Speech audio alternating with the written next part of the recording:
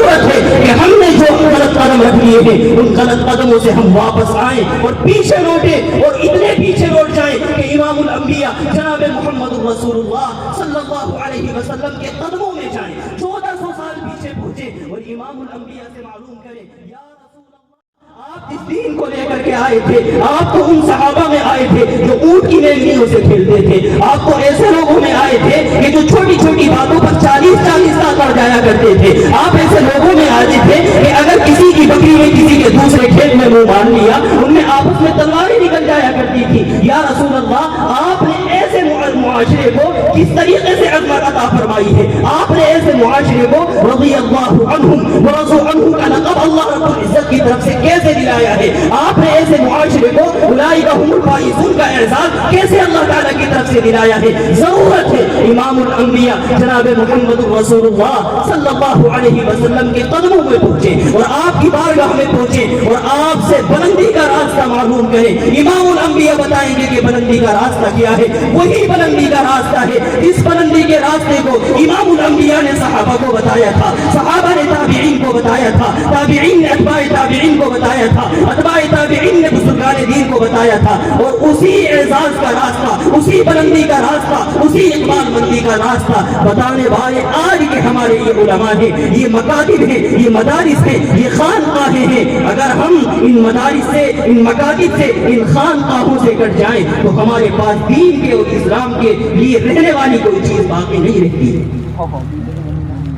ایک بات میں انتہائی افسوس کے ساتھ کہنا چاہوں گا کہ دنیا کے اندر اس وقت اگر کوئی ایسی قوم آباد ہے کہ جس کو اپنے سرپرستوں پر اعتماد نہیں ہے، جس کو اپنی بنیادی چیزوں پر اعتماد نہیں ہے، وہ قوم آپ کی اور ہماری دنیا کے اندر بس رہی ہے کہ ہم کو اپنی بزرگ ترین شخصیات پر بھی اعتماد نہیں، ہم کو اپنے مکاتب مدارس کے اوپر بھی اعتماد نہیں۔ ہم نے اگر اس روش سے اپنے آپ کو نہیں ہٹایا تو ہمارے بچے ابتداء سے محفوظ نہیں رہ سکتے ہیں، ہمارے بچے عن قریب اپنے اسلام کو سلام کر جائیں گے، اپنے اسلام کو چھوڑ جائیں گے۔ اگر ہم نے ان کی دینداری کی فکر نہیں کی تو یاد رکھ لیجئے گا کہ یہ ہمارے لیے انتہائی نقصان دہ ثابت ہونے والی چیز ہے۔ اس چیز کے تعلق سے کہ کہیں ہمارا آخری وقت اسلام پر ختم نہ ہو، ایسا نہ ہو کہ آخری وقت میں ہم کو کلمہ نصیب نہ ہو، اس چیز کے تعلق سے امام الانبیاء جناب محمد رسول اللہ صلی اللہ علیہ وسلم کے صحابہ بھی ڈرتے تھے، بلکہ امام الانبیاء کی حدیث نہ آپ کو سناؤں، امام الانبیاء جناب محمد رسول اللہ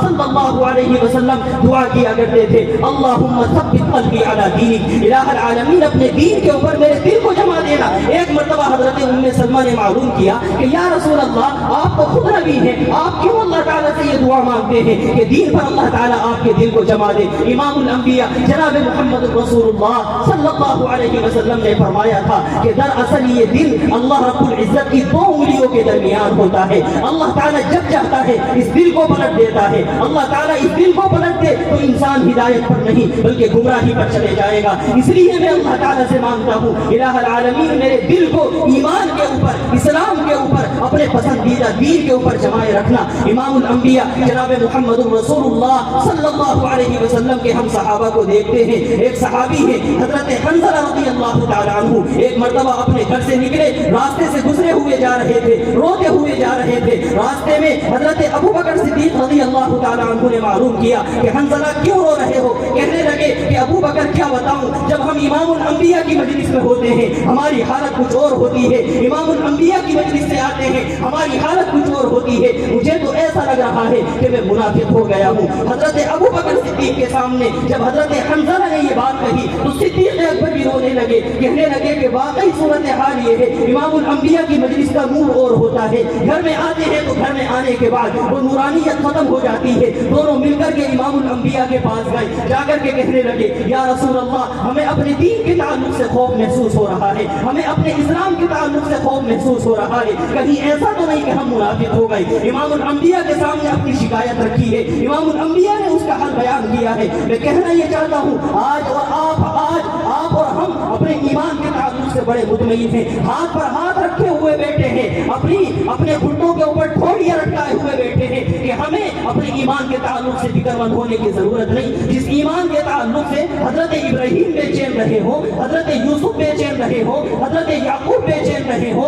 इमामुल अंबिया बेचैन रहे हो, हजरत अबू बकर सिद्दीक बेचैन रहे हो, आज हमने उस ईमान के ताल्लुक से फिक्रमंदी को खत्म कर दिया है।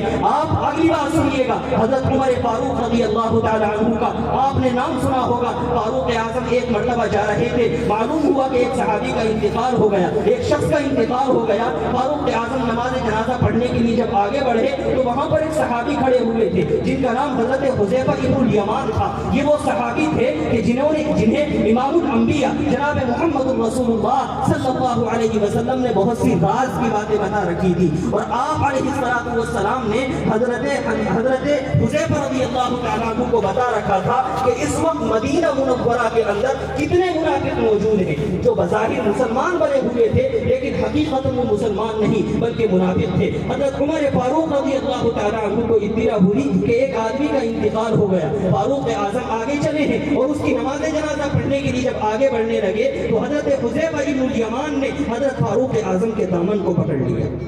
फारूक आज़म ने पीछे देखा, हुज़ैफा इब्नुल यमान खड़े हुए हैं। फारूक आज़म समझ गए कि कुछ दाल में गाना है। हुज़ैफा इब्नुल यमान के करीब फारूक आज़म जाते हैं, पूछा कि क्या हुआ। हजरत हुज़ैफा इब्नुल यमान ने कहा कि फारूक इसकी नमाज जनाजा मत पढ़ाइएगा, ये आदमी मुसलमानों के हुलिये के अंदर मुनाफिक बना हुआ था, ये इस्लाम पर एतमाद नहीं करता था, ये मुनाफिक है, इसकी नमाज जनाजा मत पढ़ाइएगा। फारूक आज़म उल्टे कदम पीछे हटे, हजरत हुज़ैफा रज़ियल्लाहु तआला अन्हु के कोने में ले गए और जाने के बाद कहने लगे, हुज़ैफा मैं तुझे कसम देकर के पूछता हूँ, अल्लाह की कसम देकर के मैं तुझसे ये सवाल करता हूँ। हुज़ैफा इब्नुल यमान घबरा गए, कहने लगे बताइए क्या बात है। फारूक आज़म ने कहा मुझे ये बताओ कहीं ऐसा तो नहीं कि इमामुल अंबिया ने मुनाफिकीन की फहरिस्त में मेरा भी नाम लिख रखा हो, कहीं ऐसा तो नहीं कि इमामुल अंबिया को मेरे ईमान पर भी एतमाद ना हो। हजरत हुज़ैफा इब्नुल यमान को कसम देकर के फारूक आज़म ने पूछा है और फारूक आज़म को हजरत हुज़ैफा ने फरमाया कि फारूक अल्लाह की कसम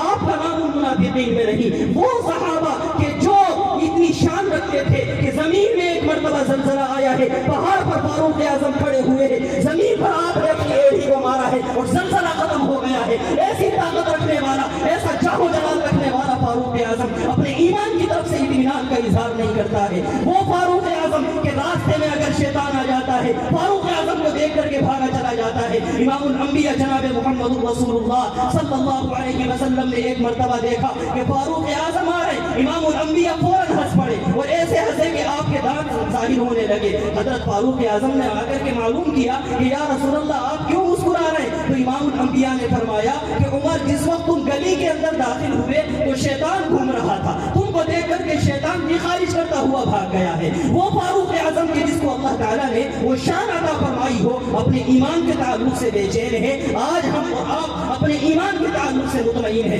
ऐसी सूरत हाल में हमें जरूरत है कि अपने ईमान की तरफ हमें तवज्जो देनी चाहिए, अपनी औलाद के ईमान की तरफ हमें तवज्जो देनी चाहिए। मैं बात को मुख्तसर कर रहा हूँ, वरना तो हज़रात सहाबा के बाद ताबीईन के ज़माने के बेशुमार वाक़ियात ऐसे नमूने के पेश किए जा सकते हैं कि आखिरी वक्त में वो अपने ईमान की सलामती के लिए अल्लाह रब्बुल इज़्ज़त के सामने रो रो करके गिड़गिड़ा करके मांग रहे हैं। आपके अकाबिर में नाम आता है हजरत मौलाना अशरफ अली थानवी नव्वरल्लाहु मरक़दहू का। एक मरतबा हजरत थानवी अपने मुरीदीन के दरमियान बैठे हुए थे, किसी मुरीद ने हजरत थानवी की तारीफ कर दी कि हजरत अल्लाह ताला ने आपसे बड़ा दीन का काम लिया है, अल्लाह ताला ने आपको बड़ी बुलंदी अता फरमाई है। तो हजरत थानवी अलैहि रहमत फरमाने लगे कि किस बात की बात करते हो, मैंने कौन सा दीन का काम कर दिया है। मैं तो ये महसूस करता हूँ कि कहीं मैं ये महसूस करता हूँ बल्कि मैं ये समझता हूँ कि दुनिया के अंदर बसने वाले जितने भी मुसलमान हैं, दुनिया के अंदर बसने वाले जितने भी बेईमान लोग हैं, अशरफ अली थानवी उन तमाम के कदमों की धूल भी नहीं। हजरत थानवी ने ये बात कही, वो मुरीद खामोश हो गया। उसने फिर अगली बात तारीफ की कही तो हजरत थानवी का अगला जुमला अपने सीने पर हाथ रख करके सुनिएगा। हजरत थानवी ने फरमाया तारीफ मत करो, मैं ये देखता हूँ कि दुनिया के तमाम काफिर, दुनिया के तमाम तमाम कुत्ते और खिंजीरों से अशरफ अली थानवी उनके सामने बिल्कुल हैच है, और अशरफ अली थानवी उनके सामने कोई हैसियत नहीं रखता है। मुरीद घबरा गया कि हजरत आप अपने आप को कुत्ते और खिंजीर से नीचा कहते हैं। हजरत थानवी ने फरमाया कि अगर मेरा खात्मा ईमान के ऊपर ना हो तो मेरा शुमार कुत्तों में भी और खिंजीरों में भी नहीं होगा। तो हजरत थानवी अलैहि रहमा ने ये जो जुमला इरशाद फरमाया था, इसीलिए इरशाद फरमाया था कि कहीं ऐसा ना हो कि आखिरी वक्त में मेरा खात्मा ईमान पर ना हो। तो कुत्ता तो ऐसा नहीं कि वो जहन्नम में चला जाए, खिंजीर तो ऐसा नहीं कि जहन्नम में चला जाए, और मैं कहीं ऐसा ना हूं कि मैं जहन्नम में चला जाऊं। इसलिए हजरत थानवी ने फरमाया कि कुत्ते और खिंजीर भी फिर मुझसे आला होंगे। और फिर अगली बात आपने फरमाई कि अगर कल क़यामत के दिन जहां पर जन्नतियों की जूतियां रखी हुई होंगी, वो जगह भी अल्लाह रब्बुल इज्जत अगर अशरफ अली थानवी को अता फरमा दे तो उसकी मग़फ़िरत के लिए यही चीज काफी है।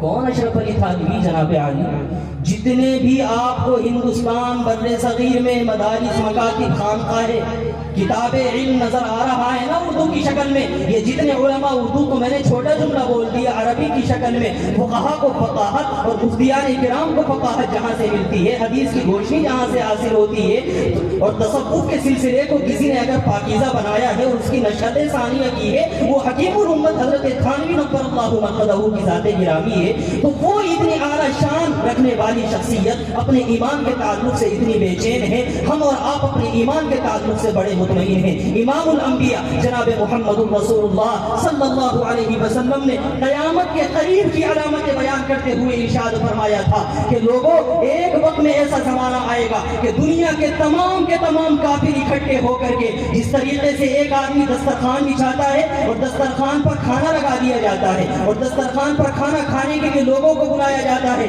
कि आप भी आ जाइए, आप भी खाना खाने के लिए आ जाइए। इमामुल अंबिया फरमाते हैं कि क़यामत के करीब एक ऐसा जमाना आएगा कि लोग मुसलमानों को हलाक करने के लिए, इनको बर्बाद करने के लिए, इनके ईमान, इनके इस्लाम को छीनने के लिए, कुरान करीम से इनको बरगश्ता करने के लिए, नबी की सुन्नतों से इनको हटाने के लिए लोग आपस में एक दूसरे काफिर को इस तरीके से दावत देंगे जैसा कि दस्तरखान पर खाने के लिए दावत दी जाती है। सहाबा रिज़वानुल्लाहि तआला अलैहिम अजमईन के सामने जब इमामुल अंबिया ने क़यामत के करीब की मंजर कशी की कि क़यामत के करीब ऐसी सूरत हाल होगी कि मुसलमानों से इस्लाम को छीना जाएगा, कुरान को छीना जाएगा, हदीस से एतिमाद को खत्म किया जाएगा, तो आप अलैहिस्सलातु वस्सलाम के सहाबा ने मालूम किया कि या रसूल अल्लाह, वो जो ज़माना होगा कहीं ऐसा तो नहीं कि मुसलमानों की तादाद उस ज़माने में बहुत कम हो? सहाबा ने सवाल किया। इमामुल अंबिया जनाब मुहम्मदुर रसूलुल्लाह सल्लल्लाहु अलैहि वसल्लम ने बयान फरमाया कि नहीं सहाबा, मेरी इस बात को सुनो कि उस जमाने में मुसलमानों की तादाद कम नहीं होगी, हजारों लाखों की शक्ल में उस जमाने में मुसलमान मौजूद होंगे, लेकिन उनके दिलो दिमाग पर दुनिया की मोहब्बत छा गई होगी कि जिसकी वजह से दुनिया वाले लोग उनके ईमान को, उनके इस्लाम को, उनके कुरान को और उनको नबी की सुन्नतों से बरगश्ता करने की और हटाने की कोशिश करेंगे। ये क़यामत के करीब की मंजर कशी इमामुल अंबिया जनाब मुहम्मदुर रसूलुल्लाह सल्लल्लाहु अलैहि वसल्लम ने की है। आज हम और आप अपनी आंखों से इस वक्त को देख सकते हैं कि आज दुनिया के अंदर रहने वाले वो तमाम के तमाम अफराद जो इस्लाम से ताल्लुक नहीं रखते, चाहे वो ईसाई हो, चाहे वो यहूदी हो, चाहे वो मजूसी हो या बुत परस्त हो या उसके अलावा किसी दूसरे मजहब को मानने वाले हो, वो आपसे आपके कुरान को छीनना चाहते हैं, आपसे आपके नबी की सुन्नतों को छीनना चाहते हैं, नबी की सुन्नतों को मिटाना चाहते हैं, आपके बच्चों के दिलों से ईमान निकालना चाहते हैं। वो ये चाहते हैं कि इनको काफिर बना दिया जाए। आप इस खाम ख्याली में और इस कच्चे ख्याल में लगे हुए हैं कि दिवाली आएगी, दीवरा जला देंगे, उनको राजी कर लेंगे। आप इस ख्याल में लगे हुए हैं कि उस जमाने के अंदर एक कोई उनका त्यौहार आएगा और हम भी रंग खेल करके उनको आपस में बना लेंगे। जनाब आली कुरान करीम ने ऐलान कर चुका है, वलन तर्दा अनकल यहूद वलन नसारा हत्ता तत्तबिअ मिल्लतहुम, ये तुमसे राजी हो ही नहीं सकते, उस वक्त राजी होंगे जब तुम काफिर बन जाओ। कुरान करीम कहता है वतुलौ तकफुरुन कमा कफरू, जैसे ये खुद काफिर हैं ऐसे ही तुमको काफिर बनाना चाहते हैं। ये तो कुरान करीम का साफ ऐलान है تو ہم کس خام خیالی کے اندر مبتلا ہیں؟ آج ہم اور آپ اس خام خیالی میں، اس کچے خیال میں مبتلا ہو کر کے اپنے اسلام سے رفتہ رفتہ بھی ہوتے چلے جا رہے ہیں، قرآن کریم کی تعلیم سے دور ہوتے چلے جا رہے ہیں، اور ہم نے اس کو مصلحت کا نام دے رکھا ہے، اور ہم نے اس کو خیر خواہی کا نام دے رکھا ہے، اور ہم نے اس کو آپس میں اتحاد اور محبت کا نام دے رکھا ہے۔ جناب عالی، اتحاد اور محبت کی ایک حد ہوتی ہے۔ آپ اگر کسی اجنبی لڑکی سے کہیں نا کہ میں آپ سے اتنی محبت کرتا ہوں جتنی اتنی بیوی سے کرتا ہوں، تو علاقے والے اتنا گٹھ بجائیں گے کہ 14 طبق انسان کے روشن ہو جائیں۔ محبت کی ایک حد ہوا کرتی ہے۔ آپ اجنبی سے محبت نہیں کر سکتے، بیوی سے محبت کرنے کا اور طریقہ ہے، اجنبی لڑکی سے محبت کرنے کا اور طریقہ ہے، بلکہ اس سے محبت کا کوئی حق ہی نہیں بلکہ ایک خیرخواہی کا حق ہے جو صرف اور صرف ایک بہن ہونے کے ناطے ہے، اس کے علاوہ تو شریعت اجازت نہیں دیتی۔ ہم لوگوں نے اپنے اسلام اور ایمان کو اتنا سستا سمجھ لیا ہے کہ ہم اس کی محبت میں اتنے آگے بڑھ چکے ہیں کہ ہم کو یہ معلوم نہیں ہوتا کہ کفریہ رسم کا ہم ارتکاب کر رہے ہیں، شرکیہ رسم کا ہم ارتکاب کر رہے ہیں۔ ہم سے اگر کہا جائے رمضان کے روزے رکھ لو، وہ تو ہم سے رکھے نہیں جاتے، عید کی خوشی سلیقے سے منا لو، وہ ہم سے نہیں منائی جاتی، مسجدوں میں جا کر کے نمازیں پڑھ لو، وہ کام ہم سے ہوتا نہیں، اور کرنے کے لیے ہمارے پاس دوسرے تہواروں کے کام ہوتے ہیں۔ یہ صرف اور صرف شیطانی خیالات ہیں۔ بلکہ میں یہاں پر امام الانبیاء کی ایک حدیث سناؤں۔ اللہ کے رسول صلی اللہ علیہ وسلم نے فرمایا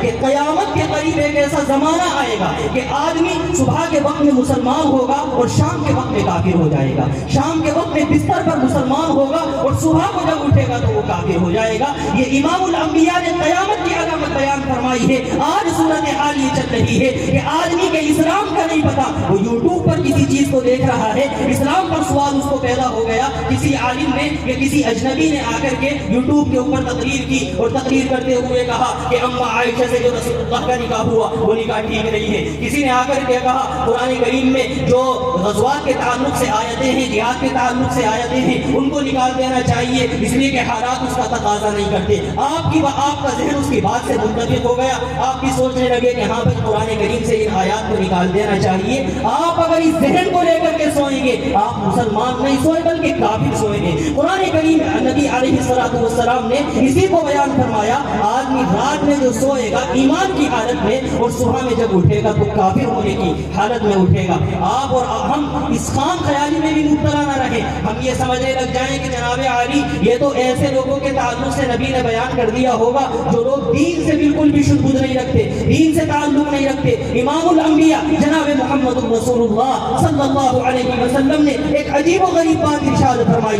اللہ کے رسول صلی اللہ علیہ وسلم نے فرمایا کہ قیامت کے قریب ایک ایسا زمانہ آئے گا کہ لوگ حج بھی کرتے ہوں گے، لوگ نمازیں بھی پڑھتے ہوں گے، لیکن ان حج کرنے والوں میں اور ان نمازیں پڑھنے والوں میں کوئی آدمی مسلمان نہیں ہوگا۔ مصنف ابن ابی شیبہ کی روایت ہے، امام الانبیاء جناب محمد رسول اللہ صلی اللہ علیہ وسلم نے بیان فرمایا کہ قیامت کے قریب ایک ایسا زمانہ آئے گا کہ لوگ جمعے کی نماز پڑھنے کے لیے مسجد میں آئے ہوئے ہوں گے اور تمام کی تمام مسجد نمازیوں سے بھری ہوئی ہوگی، ہزاروں نمازی مسجد کے اندر موجود ہوں گے، اور ایک آدمی باہر سے ایک کنکری کو اٹھا کر کے مسجد میں پھینکے گا، وہ کنکری جس آدمی کے جا کر کے لگے گی وہ آدمی مسلمان نہیں بلکہ کافر ہو چکا ہوگا۔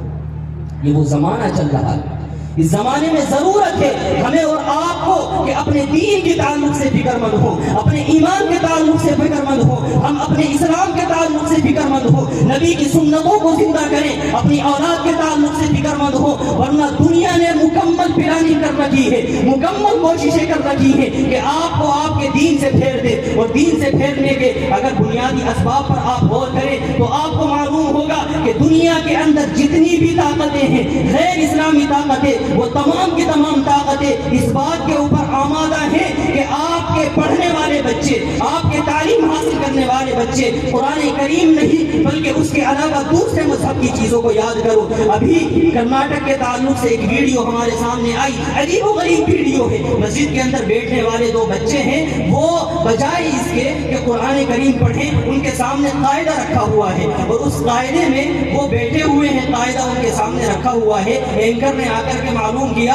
کہ بیٹا جب تم کھانا کھاتے ہو تو کیا پڑھتے ہو؟ تو بیٹے نے وہاں پر بجائے اس کے کہ بسم اللہ الرحمن الرحیم کہے، اس نے ایک بہت لمبا ایک ہندوؤں کے تعلق سے جو مہا بھارت کا ایک جملہ تھا، بڑا لمبا جملہ اس نے سنایا اور اس نے کہا کہ اس جملے کو پڑھنے کے بعد ہم اپنے کھانے کو شروع کرتے ہیں۔ یہ ارتداد کی فضا ہمارے اور آپ کے گھروں میں داخل ہو چکی ہے۔ مدارس کے علاوہ جو اسکول ہیں، کالج ہیں، اور اس کے علاوہ جو عیسائیوں کے بنائے ہوئے ادارے ہیں، ان تمام کے تمام اداروں کے اندر منصوبہ بند پلاننگ کے ساتھ ہمارے بچوں کے دلوں سے ایمان کو، اسلام کو، قرآن کو، نبی کی عظمت کو، تقدس کو، صحابہ کی عظمت کو نکالنے کی مکمل کوششیں کی جا رہی ہیں، اور ہم اور آپ اس کے تعلق سے فکر مند نہیں۔ تو پہلا سبب ہمارے درمیان ارتداد کا یہ ہے کہ جو کالج اور یونیورسٹیاں غیر لوگوں نے بنا رکھی ہیں، ان کالج اور یونیورسٹیوں کے اندر ہمارے بچوں کے تعلق سے ارتداد اور ان کے اندر ارتداد کی لہر کو دوڑانے کی کوشش کی جا رہی ہے۔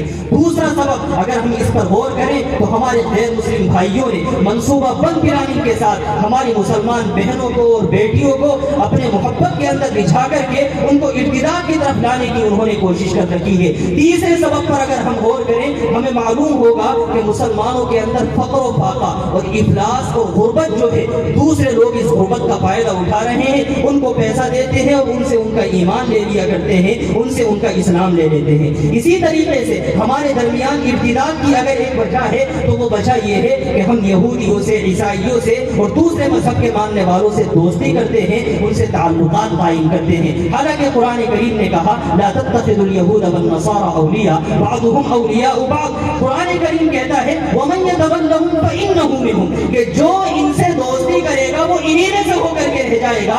آج ہم اور آپ ان سے دوستی کرنے میں کوئی عار اور شرم محسوس نہیں کرتے، یہ ہمارے درمیان ارتداد کی وجہ ہے۔ ہمارے بچوں کا ذہن جو غیر اسلامی بن رہا ہے اس کی بنیادی وجہ یہ ہے۔ تو آج ضرورت ہے کہ ان تمام کے تمام اسباب سے ہم اپنے آپ کو دور کریں۔ آج ضرورت ہے کہ اپنے بچوں کو علماء کی صحبت میں بھیجیں۔ آج ضرورت ہے کہ مکاتب اور مدارس کی طرف ہم اپنے آپ کو متوجہ کریں۔ اگر ہم نے ان اسباب پر توجہ نہیں دی تو یاد رکھ لیجئے گا کہ ہماری اولاد کے اندر ما تعبدون من بعد والی سوال کا جواب نہیں ہو سکتا ہے۔ ہماری اولاد دین کے اوپر باقی نہیں رہ سکتی ہے۔ ہمارے درمیان ایسے افراد جو اپنی 60 سالہ عمر رکھتے ہیں، 40 سالہ عمر رکھتے ہیں، 50 سالہ عمر رکھتے ہیں، جنہوں نے اپنے بچپن میں اپنے مکتب کے اندر پڑھا ہے، اپنے مدرسے کے اندر پڑھا ہے، ان کے ذہن و دماغ میں وہ عقائد بیٹھ چکے ہیں کہ اگر ان کی گردن پر تلوار رکھ دی جائے، اگر ان کے سامنے پیسوں کا خزانہ اور تحفہ پیش کیا جائے تو شاید وہ پیسوں کے لالچ میں آ کر کے اپنے ایمان کو، اپنے اسلام کو نہ چھوڑے۔ لیکن ان نسل کی فکر کرنے کی ضرورت ہے، ان بچوں کی فکر کرنے کی ضرورت ہے اور ان کی تربیت پر ہمیں توجہ دینے کی ضرورت ہے۔ اللہ رب العزت کے لاڈلے پیغمبر جناب محمد رسول اللہ صلی اللہ علیہ وسلم نے بیان فرمایا کلکم راع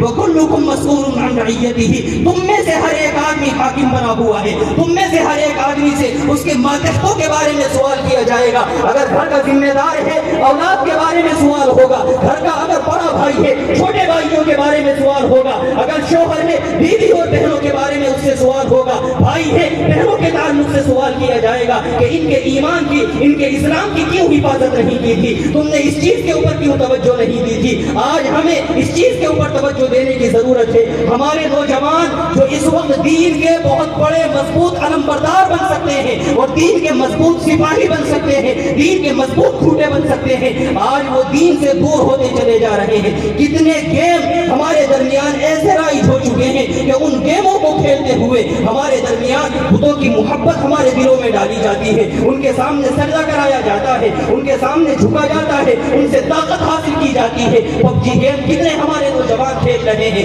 فری فائر گیم کتنے ہمارے نوجوان کھیل رہے ہیں۔ فری فائر گیم کے اندر حضرت آدم کا کردار دکھایا گیا ہے، حضرت حوا کا کردار دکھایا گیا ہے۔ یہ ناپاک قسم کا نوجوان جو نماز نہیں پڑھتا، روزہ نہیں رکھتا، حضرت آدم کے کردار کو ادا کر رہا ہے۔ اس ایسے مسلمان پر کہ ایک نبی کی عظمت کو، اس کی تقدس کو پامال کر رہا ہے۔ آج اگر ہم نے ان باریک باریک چیزوں پر توجہ نہیں دی تو کل اپنے ماتھے کے اوپر اور اپنے سر کے اوپر ہاتھ رکھ کر کے رونے کی ضرورت نہیں کہ ہماری اولاد دین سے دور ہو رہی ہے۔ یہی بچہ جب بڑا ہوتا ہے، اس سے باپ کہے بیٹا نماز پڑھ لو، بیٹے کی نماز پر توجہ نہیں ہے۔ باپ کہے کہ بیٹا عالم کا جا کر کے بیان سن لو، باپ بیٹا کہتا ہے کہ ان کے بیانات سے کیا فائدہ ہوتا ہے۔ وہی 1400 سال پرانی بیٹھ کر کے باتیں کریں گے، اس کے علاوہ تو کوئی بات ان کے بیان میں ملنے والی نہیں ہے۔ اس کے سامنے تو وہ جدید روشنی اور نئی روشنی آ چکی ہے۔ آج ہماری نسل اور ہمارے اولاد اور ہمارے بچے ان گمراہیوں کے اندر مبتلا ہیں اور ہم اس کی طرف سے اپنی آنکھوں کو مکمل بند کیے ہوئے۔ آج ضرورت ہے کہ اپنے بچوں کے تعلق سے ان کے ایمان اور ان کے اسلام کے تعلق سے ہم فکر مند ہو اور اس کے اوپر توجہ دیں. اور اس کی توجہ کے لیے بنیادی چیز، بہت اہم چیز جو میں آپ کے سامنے بیان کرنے لگا ہوں وہ یہ کہ ہمارے درمیان جو مسجدیں ہیں، ہمارے درمیان جو مدارس ہیں، ہمارے درمیان جو مکاتب ہیں، ان مسجدوں کی، ان مدارس کی، ان مکاتب کی ہم قدر کریں اور ان کی قدر ہی نہ کریں بلکہ ان کی بنیادوں کو مضبوط کرنے کی کوشش کریں. ہم اور آپ اپنے پیسوں کو شادی بیاہوں کے اندر بہت لگا رہے ہیں، ہم اور آپ اپنے پیسے کو مکان کی تعمیرات میں بڑا خرچ کر رہے ہیں. کسی مسلمان کی شادی ہو جائے وہ بے تحاشا اس کے اندر پیسہ بہانے والا ہوتا ہے، اور اگر اس کو کہا جائے کہ مسجد کے اندر چندہ ہو رہا ہے آپ بھی کچھ دے دیں تو وہ اپنی جیب سے 100 روپے نکالتے ہوئے ایک مدرس کے اوپر، ایک پڑھانے والے کے اوپر بڑا احسان کرتا ہے. وہ یہ سمجھتا ہے کہ اس پیسے سے یہ اپنی حفاظت کر رہے ہیں، اس پیسے سے یہ اپنا پیٹ پال رہے ہیں. جناب عالی، آپ کے چہرے پر اگر داڑھیاں ہیں، آپ کے سروں کے اوپر اگر ٹوپیاں ہیں، آپ اگر قال اللہ قال الرسول کا نعرہ لگا رہے ہیں، آپ اگر اپنا نام عبداللہ عبدالرحیم رکھے ہوئے ہیں، آپ کے یہاں اگر نماز جنازہ پڑھنے والے افراد ہیں، آپ کے یہاں قرآن کریم پڑھنے والے افراد ہیں، آپ کو اگر امامت کرنے والے افراد میں اثر ہے، رب کعبہ کی قسم ان مدارس کا تو فیل ہے، ان مکاتب کا تو فیل ہے. ہم نے اور آپ نے ان کو اپنا نوکر اور غلام سمجھ رکھا ہے. ہم یہ سمجھتے ہیں مدارس ان کی جاگیریں ہیں، مکاتب ان کی جاگیریں ہیں، قرآن اور حدیث پر بس انہی کا حق ہے، اس کے علاوہ ہمارا کوئی حق نہیں. میں یہ بات شروع میں کہہ چکا ہوں کہ جتنا حق ان مدارس کے اوپر، ان مکاتب کے اوپر، اس قرآن پر، نبی کی حدیث پر، صحابہ کے تقدس پر، ان علماء کا ہے، اتنا ہی حق آپ کا بنتا ہے. اور جتنا حق ان علماء کا بنتا ہے کہ یہ اس کی حفاظت کرے، اتنا ہی حق آپ کا بنتا ہے کہ آپ اس کی حفاظت کریں. اگر آپ نے اس کی حفاظت پر توجہ نہیں دی تو یاد رکھ لیجئے گا کہ ہندوستان کے حالات کو بدلنے میں زیادہ وقت نہیں لگ رہا ہے. ہندوستان کے حالات میں تبدیلی آنا کوئی بعید نہیں ہے.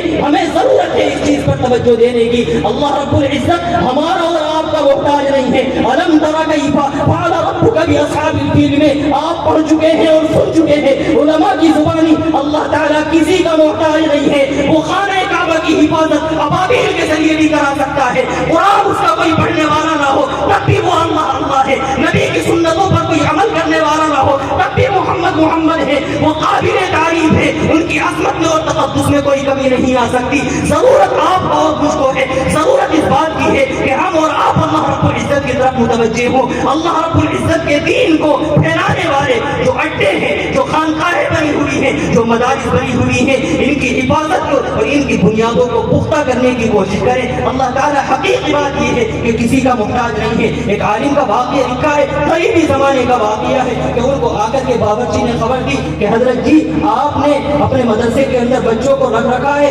شام کا کھانا تو میں نے بنا دیا ہے لیکن صبح کے ناشتے کے لیے کوئی چیز باقی نہیں رہی. بچے صبح کا ناشتہ کیسے کریں گے؟ باورچی نے آ کر کے حضرت جی کو اطلاع دی. حضرت جی اپنے دفتر میں بیٹھے ہوئے تھے، کہنے لگے کہ جناب عالی مجھ کو کیوں اطلاع دے رہے ہو؟ یہ تو سب اللہ کے رسول صلی اللہ علیہ وسلم کے مہمان ہیں. اللہ رب العزت خود ان کی حفاظت کا انتظام کرے گا، خود ان کے ناشتے کا انتظام کرے گا. باورچی یہ کہہ کر کے چلا جاتا ہے. رات کے آخری پہر میں یہ حضرت جی جو درویش صفت ہے، اللہ کا ولی ہے، اپنے بستر سے نکلتا ہے. ایک طالب علم کی ٹوٹی ہوئی جوتی اٹھاتا ہے اور اٹھانے کے بعد مسجد میں جا کر کے اس جوتی کو اپنے سر پر رکھ کر کے کہتا ہے الہ العالمین تیرے لاڈلے پیغمبر کے مہمان ہیں. الہ العالمین تجھے تیری جاہ و جلالت کا واسطہ. الہ العالمین تجھے امام الانبیاء کے تقدس کا واسطہ، امام الانبیاء کی عظمت کا واسطہ. الہ العالمین ان بچوں کے لیے راشن کا انتظام نہیں ہے، صبح کا ناشتہ دینے والا تو ہے. خزانہ غیب سے پردے کھول دے. یہ عالم وہاں پر بیٹھ کر کے رو رہا ہے. رات کے 3 بج رہے ہیں. گیٹ کے مدرسے کے دروازے پر دستک ہوتی ہے. ایک آدمی آتا ہے، آنے کے بعد راشن اتارتا ہے، 3 لاکھ روپے باورچی کے حوالے کرتا ہے. باورچی کہتا ہے اتنی رات گئے، تم کو آنے کی ضرورت کیا ہے؟ کیوں کس نے تم کو بھیجا ہے؟ کیوں آئے ہو؟ کہنے لگے مجھ سے پوچھنے کی ضرورت نہیں، اس سے جا کر کے پوچھو جو مسجد میں گڑگڑا رہا ہے. اللہ رب العزت کے سامنے خدا کی قسم اللہ تعالیٰ آپ کا اور میرا محتاج نہیں ہے. آپ اگر دیں گے تو آپ ہی کا فائدہ ہوگا، اور اگر آپ نہیں دینا چاہتے تو تحفے ایسے پیسے پر خرچ کرو، تعمیرات میں خرچ کرو، شادی بیاہوں میں خرچ کرو، جہیز میں خرچ کرو، اپنے پٹاخوں میں خرچ کرو، اپنے میلے ٹھیلے میں۔ اللہ تعالیٰ کو اس ناپاک پیسے کی ضرورت نہیں ہے، آپ ہی اس پیسے کو خرچ کر کے اپنی آخرت سنوارنے والے ہیں، اور آپ نے پیسے کو خرچ کر کے اب تک اپنی آخرت کو سنوارا ہے۔ آج ضرورت ہے کہ شادی بیاہوں کو ہلکا بنا کر کے اپنے بچوں کی تعلیم پر توجہ دی جائے، مدارس پر توجہ دی جائے، مکاتب پر توجہ دی جائے، اور خانقاہوں پر توجہ دی جائے۔ اور اگر ہم ان سے اسی طرح کٹے رہے جیسا کہ ہم اب کٹ رہے ہیں تو پھر یاد رکھ لیجئے گا، میں اس جملے کو بار بار دہرا رہا ہوں کہ آنے والا وقت ہمارے اور آپ کے حق میں کوئی خیر اور اچھائی لے کر کے نہیں آ رہا ہے۔ ہمیں اس چیز پر توجہ دینے کی ضرورت ہے۔ میں نے آپ کے سامنے مدرسے کے تعلق سے ایک بات رکھی ہے، آپ میں سے مجھ کو بتائیں کہ کتنے افراد ایسے ہیں جو مکاتب اور مدارس کے تعاون کے لیے اپنے آپ کو تیار پاتے ہیں اور اپنے پیسے کو تعمیرات، شادی بیاہوں کے علاوہ اس کے اندر بھی ایک واقعی مقدار میں خرچ کرنے کی کوشش کرتے ہیں۔ بتائیں کون ایسے حضرات ہیں؟ کوئی نہیں ہے ماشاءاللہ، کوئی بھی ہاتھ اٹھانے کو تیار نہیں ہے۔ آپ لوگ اپنے پیسے کو مدرسوں میں، مکاتب میں